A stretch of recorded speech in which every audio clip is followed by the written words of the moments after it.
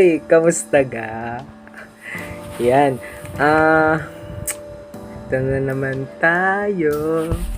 Okay, for today's video, may pa today's video. So, day 6 na tayo, March 6. Kahapon, day 5, pinag-usapan natin yung about sa church. Yeah, itong mga involvement ko sa church organization and yung ilan sa mga traumatic experience. Pero ngayon, sige, ituloy natin yung traumatic experience. Ang topic naman natin, focus tayo sa biggest problem I encountered in my life. Yan, medyo mabigat yung ating topic for today's video. Yan, kakaligo ko lang, basa pa yung buhok ko. Tapos meron tayong pa-eyeglasses. Tapos, ang attire natin, ang damit pala natin ay glow in the dark. Thank you sa takbong magiting. Okay. So, yun, umpisahan ko na para matapos na tayo na maaga. Okay, biggest problem I encountered in my life. Siguro, tandaan nyo nung day 2, parang shinare ko sa inyo yung about sa family namin, yung family setup, yung pagiging broken family. Siguro isa yun sa mga naging biggest problem in my life. Alam nyo ga, parang every time na magcha-church kami, even si Jerbel, parang prayer din lagi ni Jerbel na sana makompleto yung family namin. Walang palya yon. Every night na magpe-pray ako bago matulog, lagi kong pinagpe-pray yun na, Lord, sana mabuo yung family namin. So parang tumigil lang ako ng pagpe-pray noon, nung parang hindi naman sa nakaramdam ng pagod, pero almost there, na napagod na rin ako, parang nawalan na rin ng hope. Pero ganun pa man, meron pa rin pag-asa. Ganun talaga. Ano pa? Naging problem din sa akin yung nakikitira ko sa ibang bahay.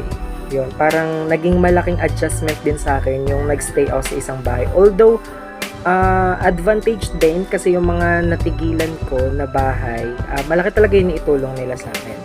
Pero alam mo yun, yung pakikisama, yung pakikitungo sa ibang tao. Though, family mo sila, syempre, makakaramdam ka pa rin ng ilang. Yan. Ano pa? Financial problem, yun. Financial problem na nag-aaral pa kami since nung elementary parang di ko naman siya maramdaman kasi nga working si mama, working din si papa. Nung high school, di ba meron kaming stepmother, yung nanghuhula nga. Okay pa naman, pero dumating talaga yung time na nagkulang kinapos.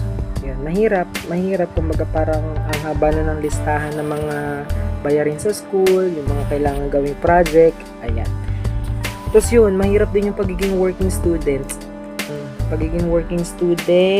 And yeah, tomorrow we will talk about yung pagiging working student ko. I-share ko sa inyo yun. So abangan nyo yun. Ano pa? Meron ako ditong kodigo. Sinulat ko bago tayo mag-start. Yan. Yun, yung house expenses, yung mga bills, yun, naging mini problem din yun. Tapos, siguro naman lahat nararanasan yung mga ganun, yung bayarin sa ilaw, sa tubig, yung mga grocery. Kala mo naman nag-grocery nga eh. Tapos ano pa? Ito na. Noong 2020, graduate na ako noon ng college sa CLB, Kolehiyo ng Lungsod ng Batangas. Graduate ako noon, then after graduation, I decided to stay na dito sa bahay namin sa Balete, kung nasan ako ngayon. Yan, nagstay na ako dyan, kasama sina papa at saka yung mga kapatid ko. Kasi nung nag-aaral ako, parang stay in ako dun sa bahay ni na Lola, dun sa Acacia sa Calicanto, body ng mga Mami Leia.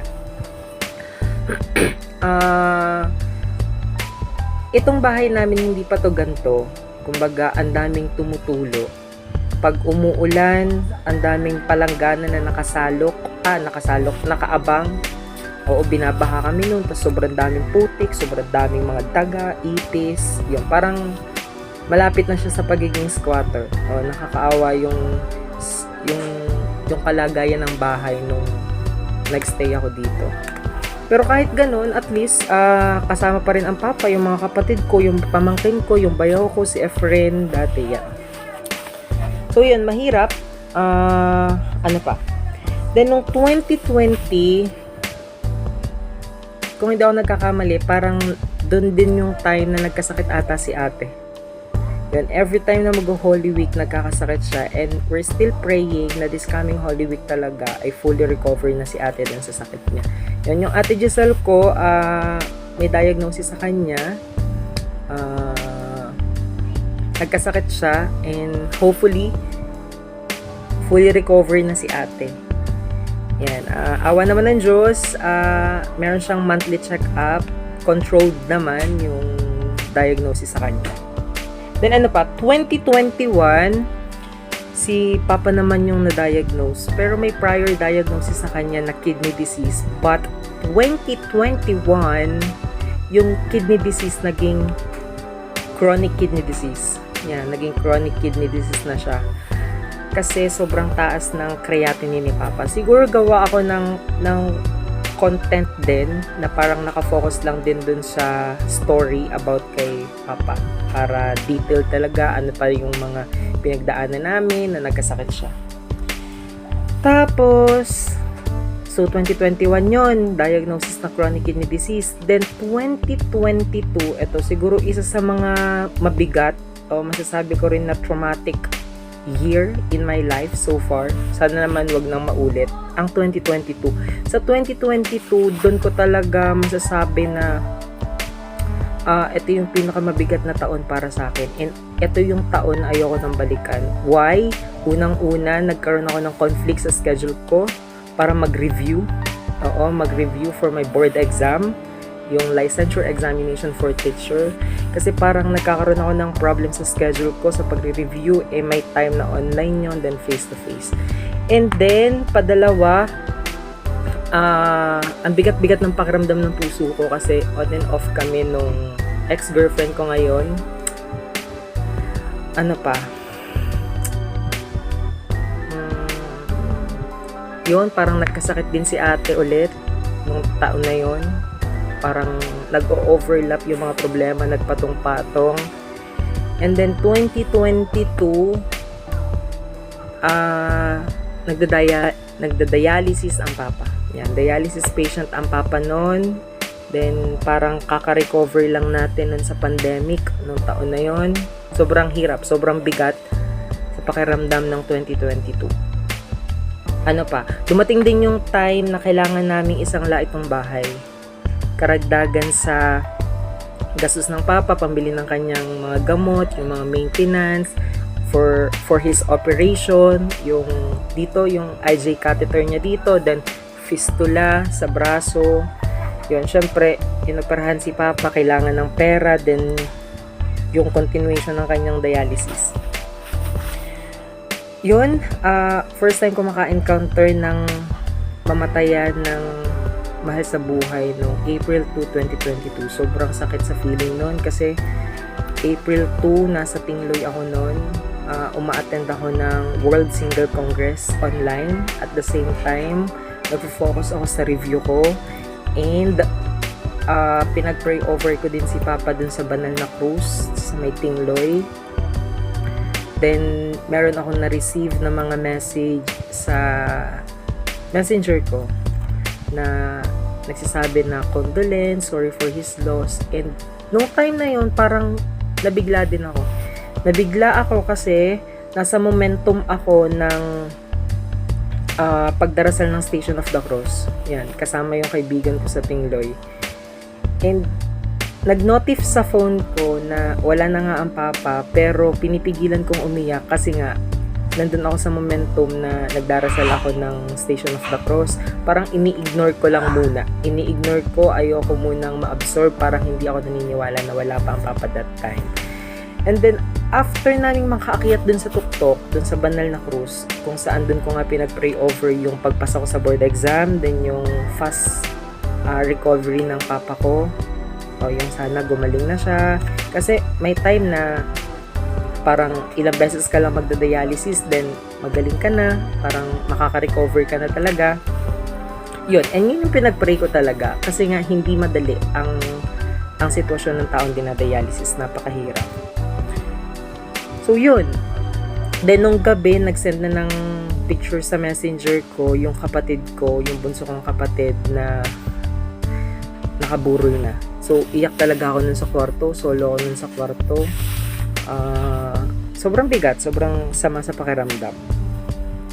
Parang nung araw na yung gusto ko nang umuwi, pero kinabukasan pa, Sunday afternoon pa yung alis ng bangka.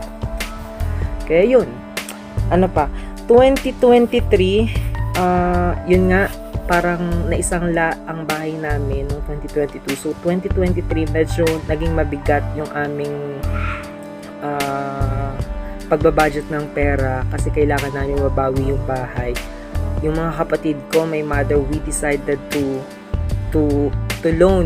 mag-loan sa SIDC. Yan, karagdagan sa pambayad sa pagkakasangla dito sa bahay. Nag-loan kami ng 30,000. Nag-loan din ako sa home credit ng 15,000. Nanghiram kami sa mga kamag-anak namin sa Bagon family ng almost 10 to 15,000, karagdagan din. And we, my siblings and my mother, nagkaroon kami ng raffle for a cause. Yung raffle for a cause ay para yun sa House of Hope. Meron din siyang separate FB page na kung saan doon nakapost lahat ng mga details para dun sa raffle for a cause for my father and for our house. Tapos, yun, bali isinangla yung bahay. Sa kamag-anak din naman for almost 180k. And then, may blessing din na dumating, nakaragdagan.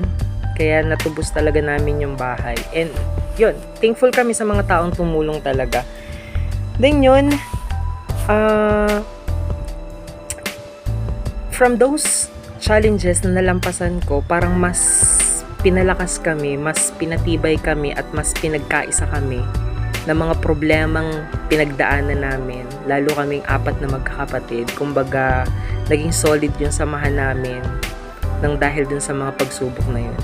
And tulad nga ng sabi ko, and paulit-ulit kong sinasabi, even sa mga kaibigan ko, sa mga ka-church ko, sa mga katrabaho ko, na kapag feeling mo talaga mahirap, isipin mo lang lagi yung mga pangarap mo sa buhay. Kasi sa bawat problema may pag-asa, at sa bawat pagsubok may mga pangarap na pwedeng matupad. Yun lang. And yun, naalala ko dun sa diagnosis ng kapatid ko, siguro if bibigyan ako ng 3 pagkakataon na gumawa ng advocacy, unang-una doon yung about sa mental health. Yan. Hindi natin, although nakakaawa, pero hindi dapat natin sila kaawaan, bagkus i-lift up natin sila, i-motivate natin sila, intindihin natin yung sitwasyon nila. Though, nagkaroon din kami ng ilang pagkukulang dun sa naging sitwasyon ni ate, but we'll still praying for her fast recovery, fully recovery rather, and bumabawi talaga kami kay ate. Parang mas lalo namin siyang iniintindi. Yan. And yun nga, hindi natin sila dapat kaawaan, bagkos kailangan natin silang tulungan. Kaya isa sa mga magiging advocacy ko kung bibigyan ako ng pagkakataon is about awareness, mental health awareness. And padalawa, to protect our Mother Earth. Yan, I really love natures. Kumbaga parang ito yung tirahan natin, ito yung nagsusupply ng mga pagkain natin. So, kailangan talaga nating protektahan. And the last advocacy, if ever, ay yung pagkakaroon ng safe sex. Yan, kailangan aware din kahit yung mga kabataan ngayon na ang daming cases ng mga HIV positive. Kailangan aware sila sa pagkakaroon ng safe sex. Kailangan natuturuan sa mga family planning, yung mga kabataan ngayon, yung kung paano nila maiiwasan yung mga bagay na hindi dapat nila ginagawa. So, yun. That's day 6, the biggest problem I encountered in my life. So, yeah. See you tomorrow for another video, and sa pagkakatanda ko, it's all about working students. So bye! Thank you for watching! Thank you! Bye!